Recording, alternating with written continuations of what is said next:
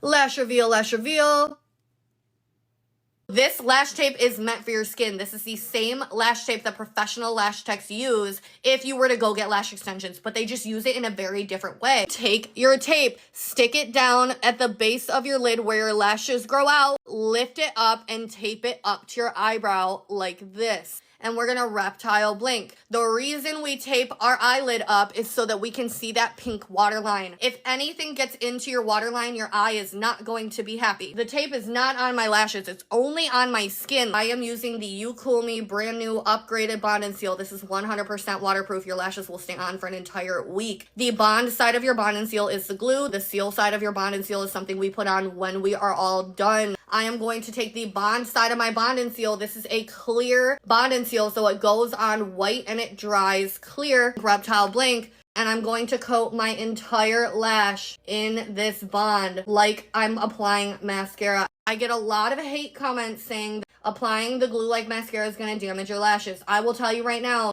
your lashes are not going to get damaged unless you rip your lashes out. Soak off your lashes carefully at the end of the week. There will be no damage. This is the key to getting your lashes to not only last an entire week, but also not shift and twist and turn. Once you get that bond all over your lashes, you're gonna let it sit for about 45 seconds and get tacky. This is just gonna help make it stickier. Remember, you're gonna dip your applicator in water, and what you need to do is grab your lash out of the kit by the bottom, not the tip. So a lot of people try to grab the lash from the tip like this. If you do that, you're gonna take the risk that you're gonna rip your lash in half. So what I want you to do is actually pick it up from the base of the lash like this. Now that we grabbed our lash out of the box by the base, you're going to transfer it over into your hand, and now you can grab it by the tip, and we will apply it by the tip. You are going to get this lash as close as you can to the base of your lashes without getting it inside that pink waterline.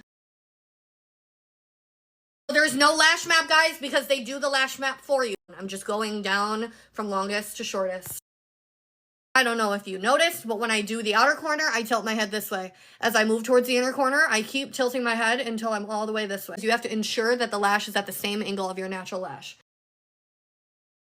Dip your applicator in water and then pinch all of your lashes. Don't neglect the middle. Now we're gonna take the seal side of our Bond and Seal and take a teeny tiny bit and tap it on the bottom. And now we're going to pinch again.